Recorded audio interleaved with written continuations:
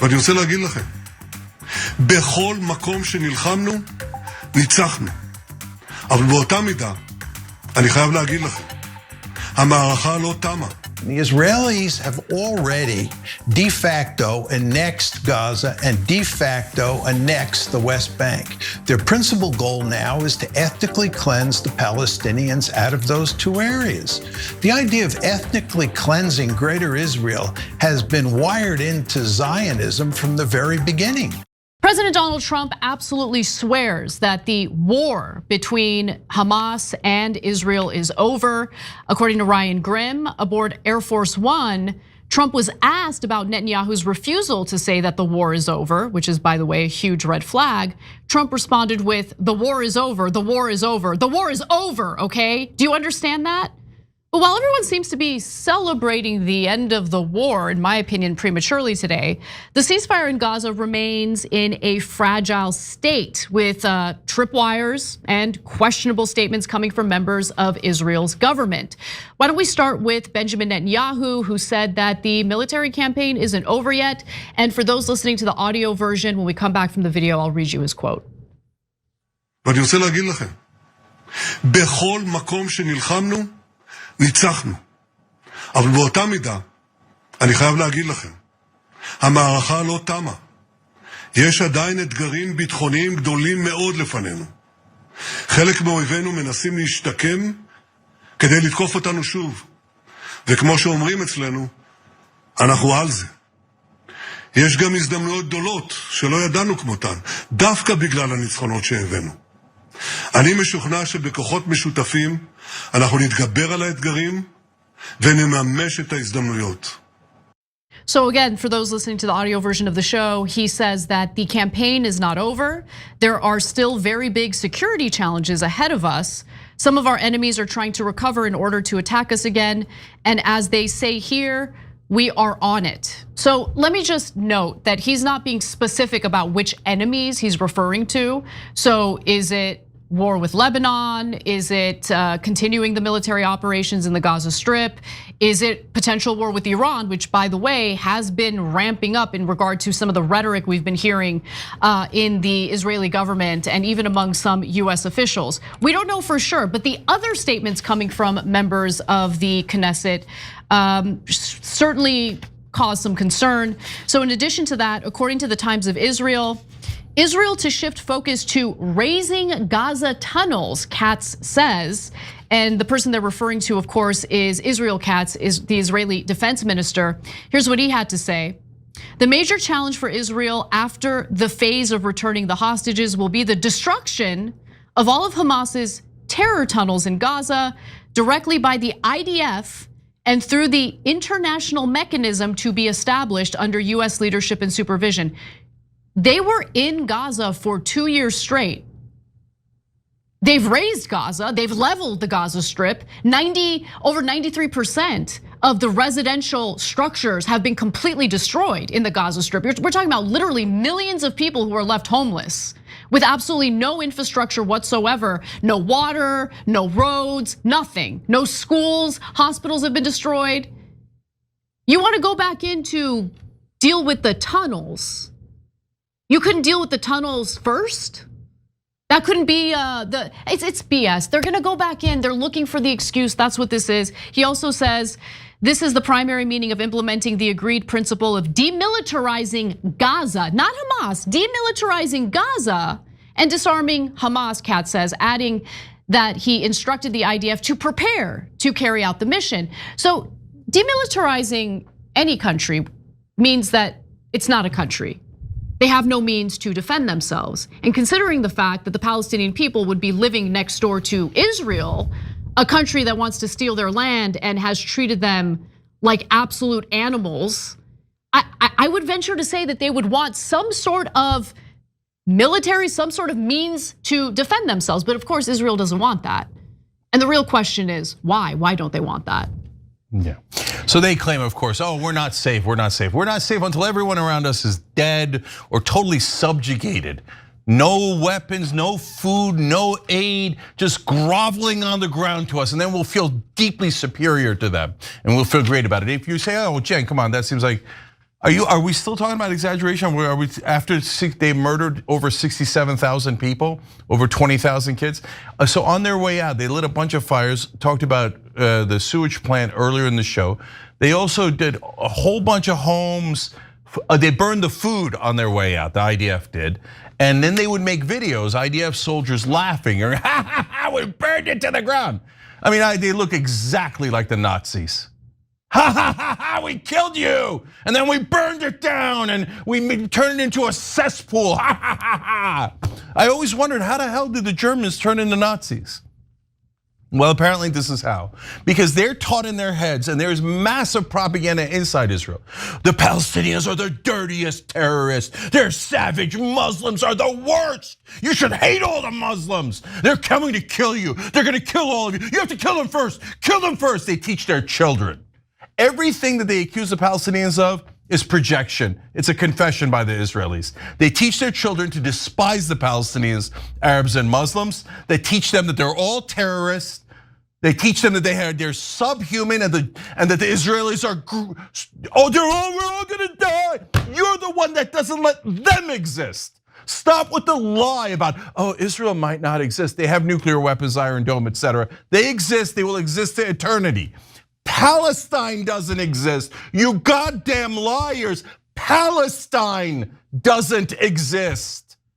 That is the problem. But you see Netanyahu, never listen to Netanyahu when he's speaking English. Only listen to him when he's speaking in Hebrew. Yep.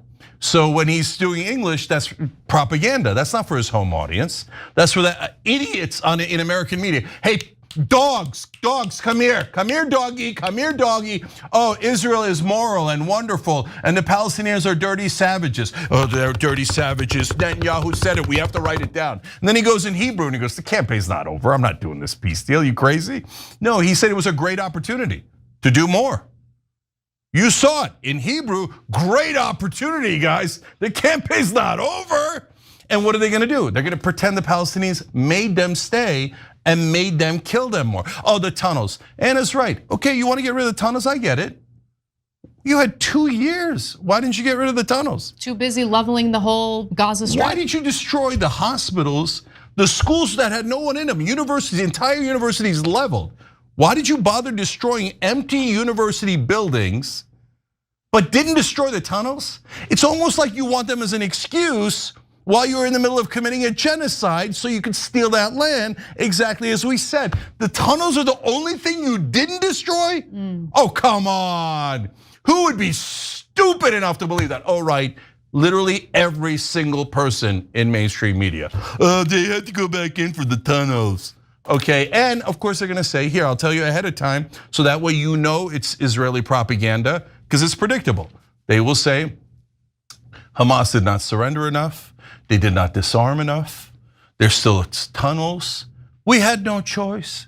We didn't break the ceasefire. They broke the ceasefire by not submitting to us and groveling to us enough.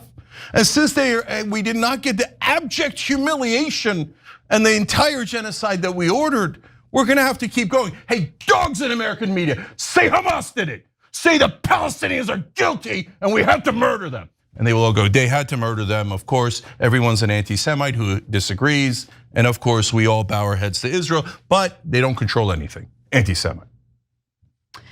And I appreciate the honesty of Bezalel Smotrich, as always. He just says what he actually thinks and what they plan to do out loud with really no shame.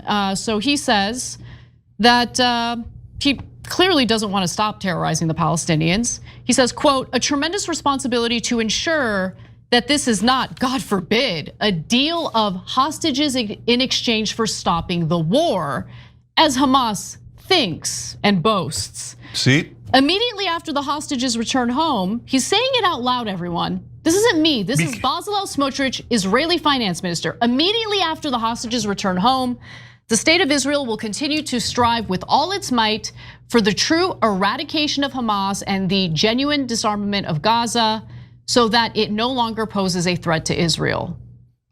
They're gonna go right back in. Yeah, they're telling you. So believe them. They already have 53% of Gaza. They're not gonna leave. They're supposed to withdraw to a security perimeter. They're not withdrawing to a security perimeter. They're gonna go further into Gaza. because this is about greater Israel. Look, Smotrich has said it 1,000 times. Ben Gvir has said it. Netanyahu has said it. Netanyahu has said that Israel's going to take the land from the river to the sea. The thing that American media told us was like the most horrible thing that anyone could ever say. And in the case of the Palestinians, they say from the river to the sea, Palestine will be free. They're like, how dare you anti-Semites wanting freedom? Don't you know you're dogs of ours? You're not allowed to have freedom. That is a genocidal comment. Netanyahu says that American media goes, no, shh. Everybody cover it up. Netanyahu says the campaign's not over. How much, are they reporting it on cable news?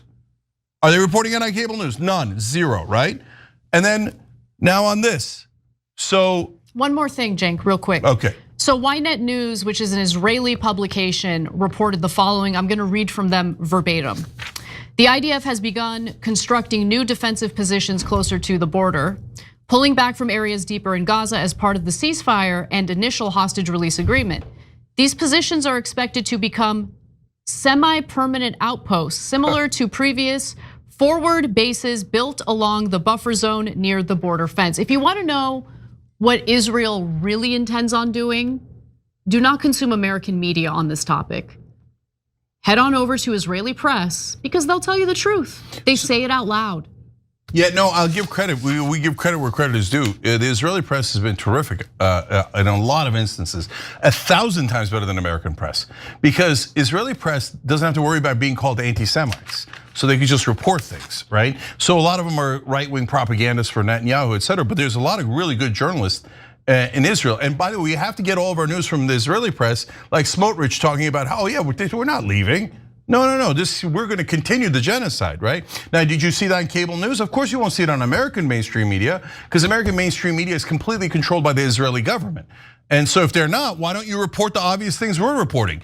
We're not making it, you could double check our quotes, quadruple check the quotes. Make sure you're getting the quotes exactly right, okay? But you won't. No one on television will talk about any of the things that we mentioned here because they work for the Israeli government. And why do they mainly work for the Israeli government? Because everybody knows that if you're in mainstream media and you say anything critical of Israel, even if it's 200% verified, you'll be called an anti-Semite, your life will be ruined, your career will end, and they'll smear you to no end. They all know it. They're all scared to death of criticizing Israel. And so they're not remotely journalists. And so they do work as a marketing department, whereas the Israeli press actually gets us news from time to time. The Israelis have already de facto annexed Gaza and de facto annexed the West Bank. Their principal goal now is to ethnically cleanse the Palestinians out of those two areas. The idea of ethnically cleansing Greater Israel has been wired into Zionism from the very beginning. Legendary political scientist John Mearsheimer, the man who co-wrote the book, The Israel Lobby, unfortunately does not believe that the ceasefire in Gaza will hold. And honestly, with some of the latest developments, he has good reason to believe that the ceasefire will not hold, as both sides have already begun to accuse each other of violating the deal. Now, I want to be very precise with our rhetoric and our language when we cover this story. I made a few mistakes yesterday in referring to this as a peace deal. The fact of the matter is there hasn't been a peace deal, I want to say yet, but when it comes to a peace deal, honestly, I don't know if we're ever even going to reach that. So what we're really discussing here is a ceasefire, and the question is whether it's going to hold.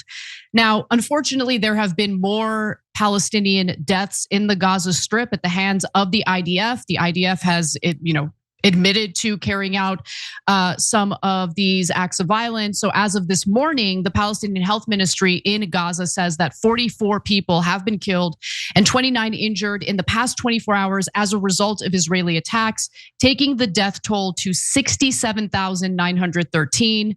And according to The Independent, seven Palestinians have been killed after Israeli forces opened fire on suspects. They say approached soldiers near an agreed upon ceasefire line in northern Gaza. So look, we have no way of confirming that. And if I had to bet money on it, I would not in any way trust what the IDF has to say. I also wouldn't just trust what Hamas has to say. But the idea that you shouldn't kill 7 people simply because they're approaching you. Remember, Palestinians are unarmed. Like, why is that the first response? To just shoot and kill 7 people right there on the spot? But they have confessed to that. Now, an Israeli drone strike also killed 5 people as they returned to check on their homes in Gaza's eastern Shijaya neighborhood, according to authorities.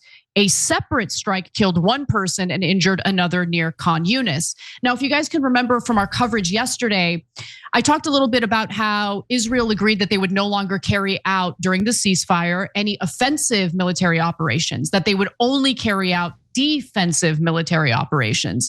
And so the argument that they're going to make moving forward is every Palestinian that the IDF kills posed a threat. They did what they did because they were just defending themselves. But I also want to remind you all that they're still not allowing international journalists into the Gaza Strip, where maybe some investigative reporting can confirm which side is telling the truth, which side is lying. And it's a terrible situation. Now, on top of that, there's the issue of the deceased hostages and the fact that Hamas has not returned all of the remains of the deceased hostages. So look, prior to the ceasefire, Hamas was in possession of the remains of 26 deceased hostages. So far, say that again, Cenk? I think it's 28, Anna. Okay. Yeah, I think I'm sorry. The Guardian said 26 today, but okay, that's fine. So, all right, let's go with 28. It doesn't matter. They haven't released the remains of every deceased hostage, and that has upset the Palestinians. But there's nuance in this part of the story that I want to talk a little bit about. Now, they've returned the remains of 4 of the deceased hostages. There are reports that they are planning on returning 4 more deceased hostages later tonight. So we'll wait and see if that happens. However, it's really, really important to keep in mind that if you look at the ceasefire deal that was signed by the 2 parties, right? This is the first stage of the ceasefire. There was an agreement that, look, it's going to be difficult to locate the remains of all of these deceased hostages. Some of them are buried under the rubble, for instance. And so as part of this deal in writing, it was agreed upon that Hamas might need a little more extra time to do what they are agreeing to do in returning all of the hostages, including the remains of the deceased. Families of deceased hostages, though, who are supposed to be returned to Israel as part of President Trump's 20-point plan for peace, said that they were angered that only 4, and you're right, Cenk, 4 of the 28 bodies had been returned. And the Hostages Families Forum, which is an advocacy group for the hostages and the hostage families, of course, called the failure to hand over all the bodies a violation of the agreement and called for the immediate suspension of all agreement implementation until all the remaining bodies are returned to Israel. Now, that's pretty disastrous, but I think that's the first piece of evidence we can point to when we say that the protests about ending the war wasn't really about the plight of the Palestinian people. It was really about releasing all the hostages. What happens to the Palestinians, I don't think the hostage families really care too much about, but whatever, putting that aside, a spokesperson for the forum later said that it wasn't calling for a return to fighting, but for Hamas to be held accountable to meet its obligations as part of the agreement. But they are so far meeting the obligations as part of their agreement. As Jeremy Scahill reports, during Gaza negotiations, Israel understood it would take time to recover all bodies of deceased captives. A specific mechanism for recovering the bodies was agreed. Now Israel is pretending that didn't happen so it can violate the deal and cut the agreed aid shipments in half. And in fact, that is what is happening. Israel had initially agreed to allow 600 aid trucks into the Gaza Strip. Now they're saying, okay, well, since Hamas allegedly hasn't fulfilled its promise, which again, they are trying to find the remains of the hostages, and they are actually following through with the agreement based on what's in writing. We're gonna go ahead and do collective punishment and severely limit the aid that enters the Gaza Strip. And so that's what we're dealing with now. Red Cross spokesperson Christian Cardone told reporters in Geneva that not all entry points are open to get humanitarian aid inside Gaza. And that's the main issue right now. And that's what humanitarians, including the ICRC, have been calling for in the last hours, is making sure that because of the huge needs, all entry points can be open. We are still witnessing only a few trucks coming in and large crowds approaching these trucks in a way that does absolutely not conform to humanitarian standards. And the coordinator of government activities in the territories, COGAT, the Israeli military body overseeing aid flows, said the restrictions were being imposed because, quote, Hamas violated the agreement. Again, they didn't. You can read the agreement yourselves. Regarding the release of the bodies of the hostages, no fuel or gas will be permitted except for specific humanitarian infrastructure needs, the note added. And if you guys can also remember, Cenk, yesterday we were talking about how as soon as the bombing stopped, Palestinians started looking for the remains of their family members under the rubble, but it's really hard to do it because they don't have the heavy machinery necessary to get through, heavy rubble. And so they're using pickaxes, they're making do with what they have, they're using their bare hands.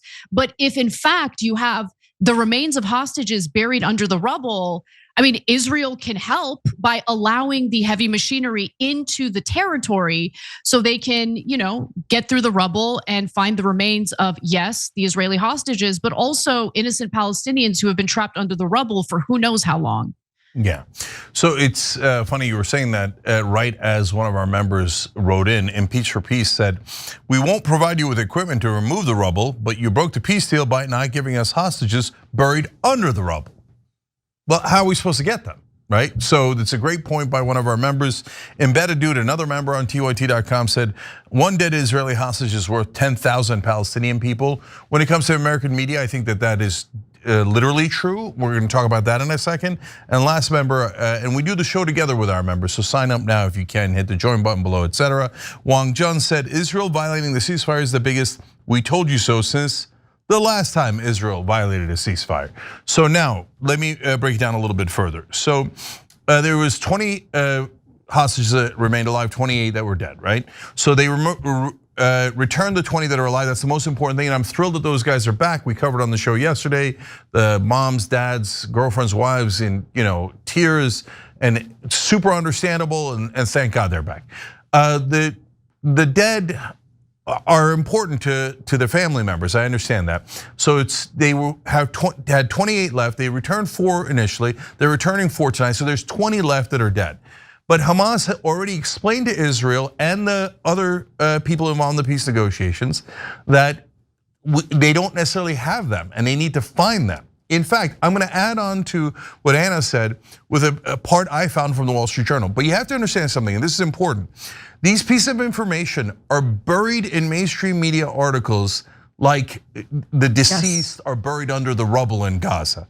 So I read half a dozen articles before I finally found this information on the 5th page of a Wall Street Journal article, okay? So they say, quote, Hamas had communicated to mediators that it didn't know where all the bodies were, and the two sides agreed to set up an international task force to search for the remaining bodies.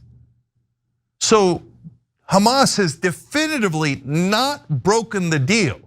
Now, did you see that on cable news? Did you see that as a headline anywhere?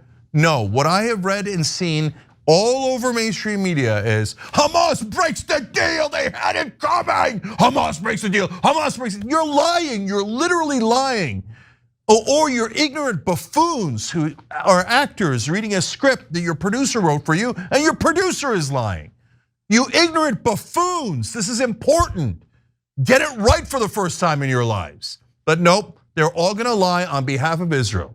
And then when we say, hey, it looks like you're working for Israel, they're like, how dare you, you anti-Semite. Of course we're gonna lie on behalf of Israel. Well, then you're not news. And by the way, I say go to Israel, but Israel has way better press than we have here. Israeli press holds the Israeli government accountable way more than American press does. So now we get to how Israel is violating the deal. So look, guys, I thought it was 53% because that's what I was reading in the past. Now they're clarifying, no. Israel currently occupies 58% of Gaza. So they already stole more than half of Gaza. They're never gonna give it back. They're never gonna withdraw. Everyone who isn't stupid knows that, or ignorant, right? Well, to be fair, most are in the ignorant category. And if you're accidentally ignorant because you watch cable news or you read the New York Times, I don't blame you, right? They're just purposely lying to you over and over and over again on behalf of their beloved Israel. So they already stole all that land.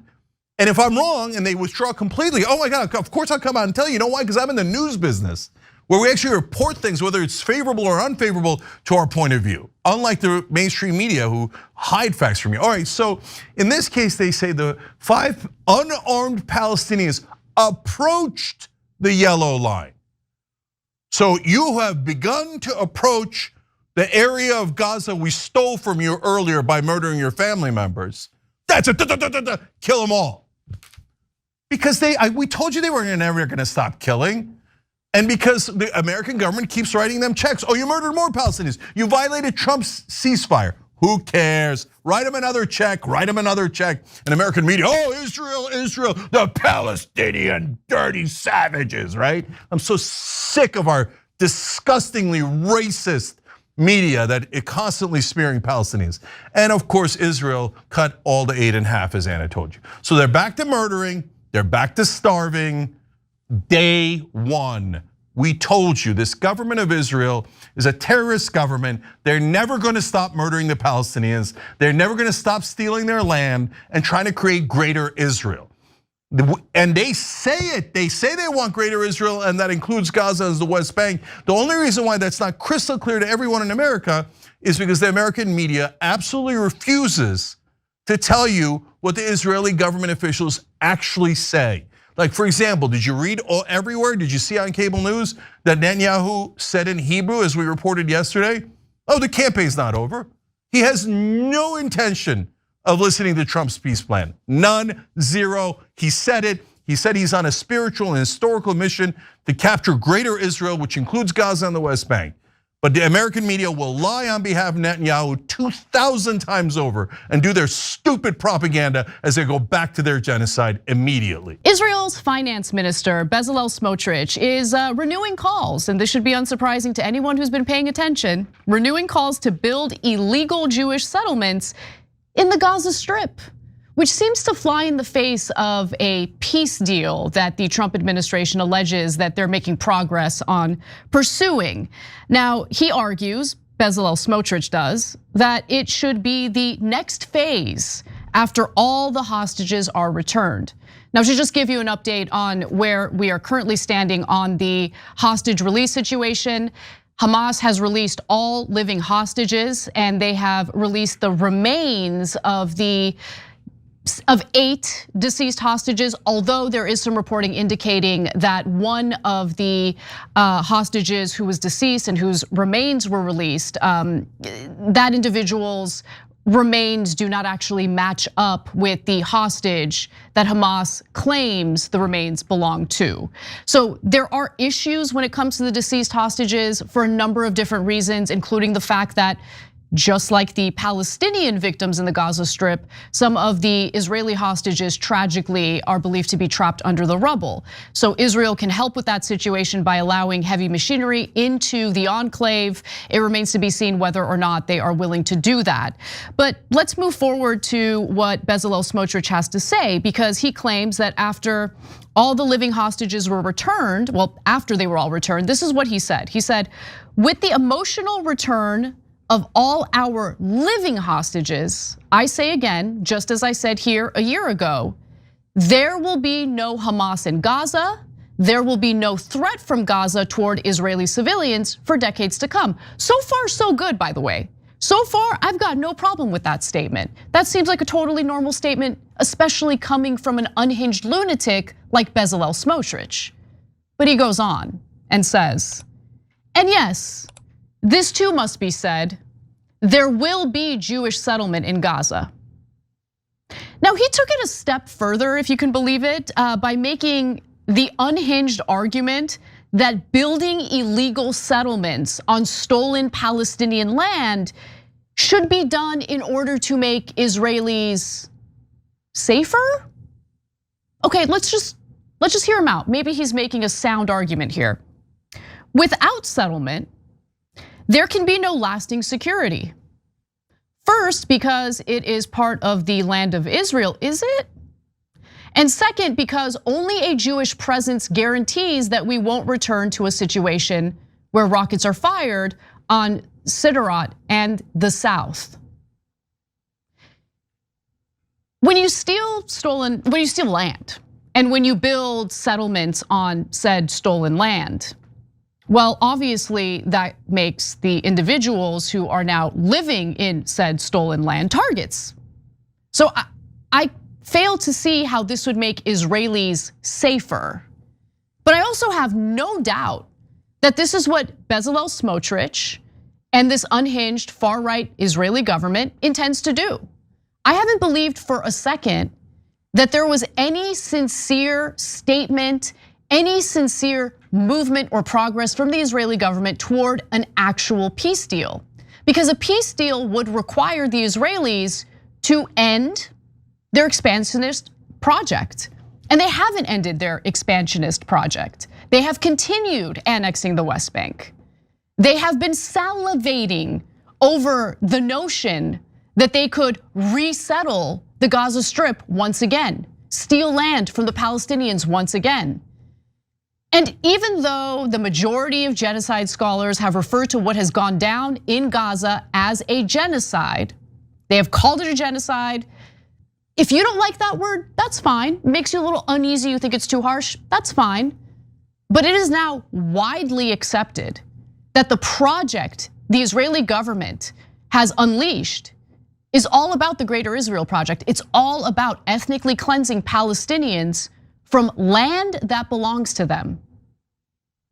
When the Likud's founding charter indicates the pursuit of the Greater Israel Project, why don't we believe them? Why is it that only Hamas's original charter matters here? So this isn't the first time Smotrich signaled that the Israelis have no intention to end the bloodshed in Gaza. He is one of the most vocal genocidal maniacs in the Israeli government. And for anyone who tries to make you think, oh, he's just like a marginal figure, like, oh, who cares? No, he's not a marginal figure. Okay, not only is he Israel's finance minister, Benjamin Netanyahu knows that he needs Smotrich's support and Ben-Gvir's support in order to keep this government's coalition together so he can remain in power.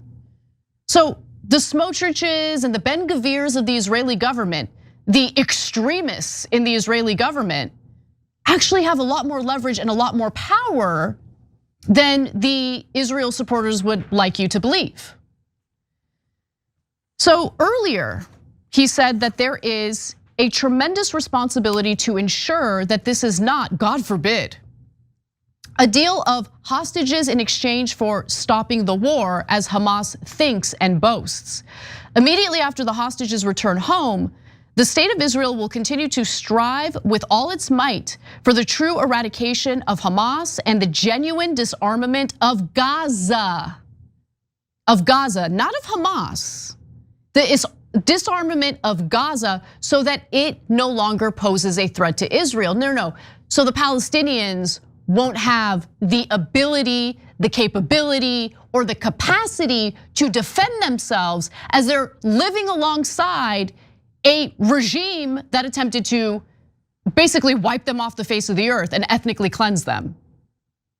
You don't have a military, you don't have a country. Let's just keep it 100, especially when you're living next to a country that didn't believe in your right to exist, doesn't believe in your right to self-determination. It's one thing to argue, hey, we want to disarm Hamas. Okay, I'm willing to hear out that argument for sure, but what does that mean? How do you determine what Hamas's arsenal is? How do you determine whether Hamas has been fully disarmed? These granular details are super important in order to get people to sign on and to execute a real peace deal, a real peace agreement. I get that Trump wants to be viewed as the peacemaker, but we live in the real world. You don't just like snap your fingers and say, I declare peace. It's like Michael Scott declaring bankruptcy. You don't just say it out loud and it happens. You actually have to work on the granular details of the deal.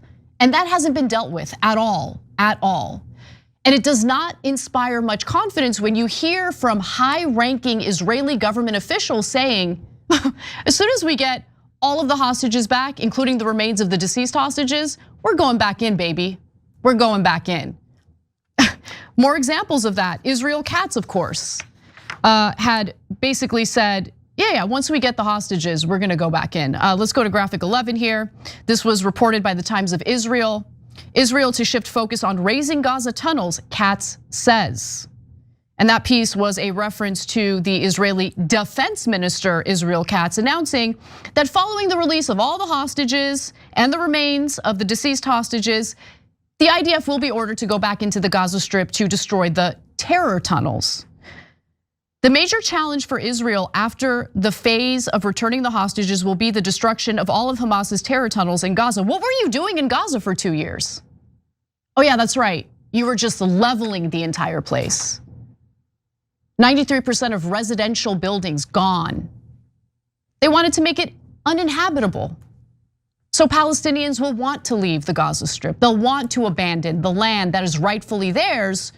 So Bezalel Smotrich and the other extremists like him can finally get their dying wish that they will be able to resettle the Gaza Strip, steal that land, and then possibly and likely think about the next country they're gonna invade and annex.